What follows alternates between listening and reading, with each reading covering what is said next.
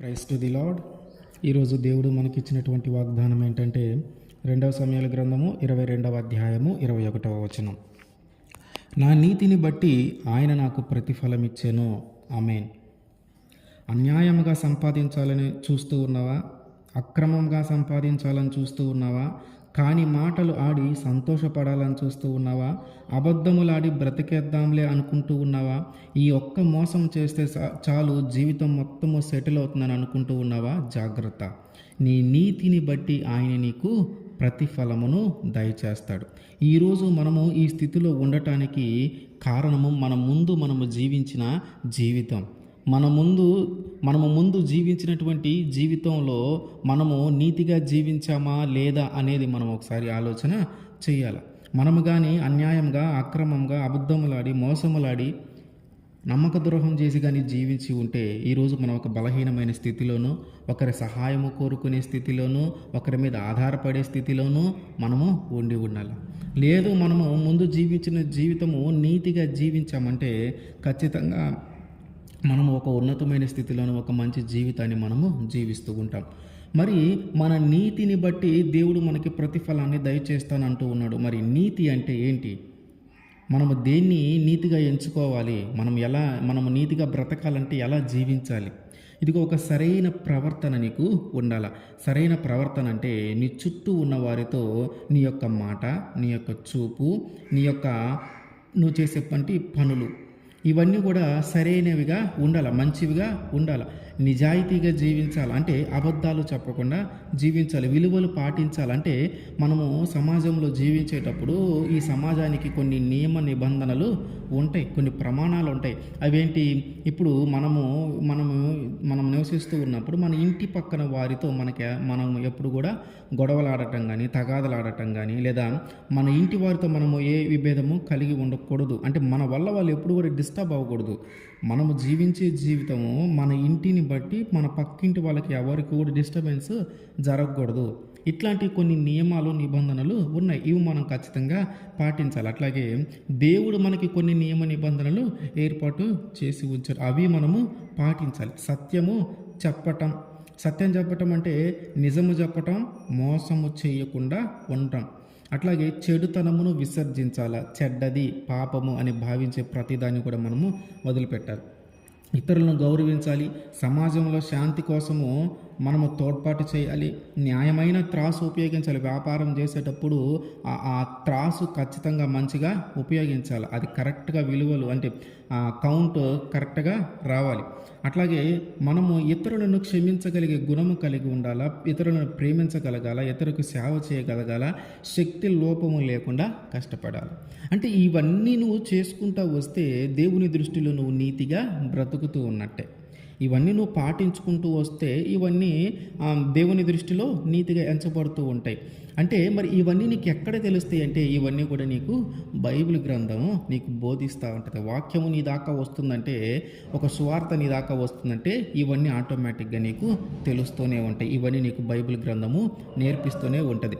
కాబట్టి మనము అన్యాయంగా, అక్రమముగా, మోసము చేస్తూ, నమ్మక ద్రోహం చేస్తూ కానీ మనము జీవించి అట్లాంటి సంపాదన కానీ మనము సంపాదించుకుంటే అది మన కాడ ఎక్కువ కాలము ఉండదు. కాబట్టి ఈ జీవించే జీవితము దేవునికి ఇష్టమైనదిగా జీవిస్తే ఆయన ఇచ్చే ఆశీర్వాదము వీటికంటే కూడా, అంటే వీటికంటే అన్యాయముగా సంపాదించిన దానికంటే కూడా దేవుడిచ్చే ఆశీర్వాదము ద్వారా మనం పొందుకునేది చాలా రెట్లు ఎక్కువ. దేవుడు అంటాడు, కీర్తన గ్రంథము 37వ కీర్తన 16వ వచనం, నీతిమంతునికి కలిగినది కొంచెమైనను బహుమంది భక్తిహీనులకున్న ధన సమృద్ధి కంటే శ్రేష్టము. అంటే మనము నీతిని ఎందుకు కోల్పోతామంటే, ఒకటి డబ్బు విషయంలో, 2 స్త్రీ కానీ స్త్రీ అయితే పురుషుని విషయంలో, పురుషుడైతే స్త్రీ విషయంలో, దాదాపుగా ఈ 2 విషయాల్లో మన యొక్క నీతిని మనము కోల్పోయే పరిస్థితి. ఇక్కడ డబ్బు గురించి దేవుడు ఏం మాట్లాడుతూ ఉన్నాడంటే, నువ్వు నీతిగా సంపాదించేది కొంచెమే అయినా సరే బహుమంది భక్తిహీనుల దగ్గర ఉన్న దానికంటే నీ దగ్గర ఉన్నదే శ్రేష్టమైనది. మనము సమాజంలో నీతిగా సంపాదించాలంటే చాలా కొంచెం మాత్రమే సంపాదించగలం.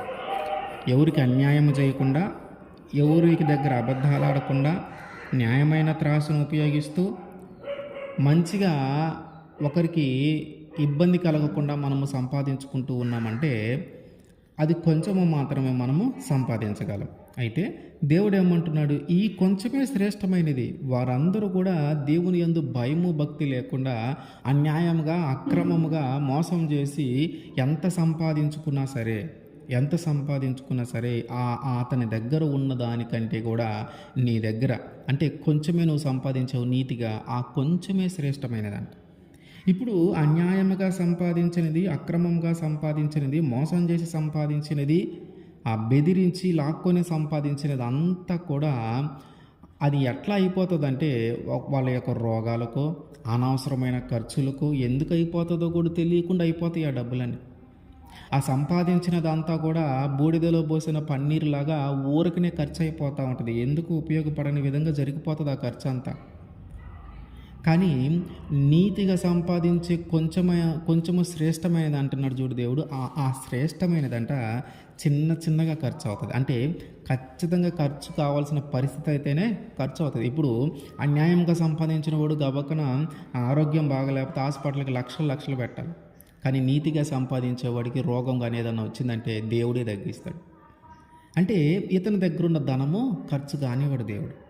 ఎందుకని? శ్రేష్టమైనదిగా దేవుడు భావిస్తూ ఉన్నాడు. కాబట్టి అన్యాయంగా సంపాదించేదానికంటే, అక్రమంగా సంపాదించేదానికంటే, అబద్ధాలాడి సంపాదించేదానికంటే, మోసం చేసి సంపాదించేదానికంటే, లాక్కుని భయపెట్టి సంపాదించేదానికంటే న్యాయముగా, నీతిగా, నిజాయితీగా కొంచెమే సంపాదించు. అదే శ్రేష్టమైనదిగా దేవుడు భావిస్తున్నాడు. అదే నీకు అక్కరికి ఉపయోగపడుతుంది, అదే నీకు అవసరానికి ఉపయోగపడుతుంది, అదే నీకు ధైర్యాన్ని ఇస్తుంది. ఇంకా కొంచెమే ఉందని నువ్వు భయపడాల్సిన పని లేదు. కొంచెమే సంపాదించుకుంటూ ఉన్నాను, ఎప్పుడు బ్రతకాలి, ఎప్పుడు అభివృద్ధి చెందాలి, నా కుటుంబాన్ని ఎప్పుడు పోషించాలని నువ్వు దిగులు పడాల్సిన పని లేదు. ఎందుకంటే ఆ కొంచెమే శ్రేష్టమైనదని దేవుడు చెప్తూ ఉన్నాడు. కాబట్టి మనము జీవించినటువంటి జీవితము నీతిగా ఉందా లేదా? ఒకవేళ మనము నీతిగా జీవిస్తేనేమో ఆ తర్వాత దేవుడిచ్చే ప్రతిఫలం కూడా నీతిగా ఉన్నతమైనదిగా మంచి జీవితాన్ని ఇస్తాడు. ఒకవేళ నీతిగా కానీ మనము జీవించలేదు అంటే దాని దగ్గర ప్రతిఫలాన్ని కూడా మనము అనుభవించాలి. ఆమేన్.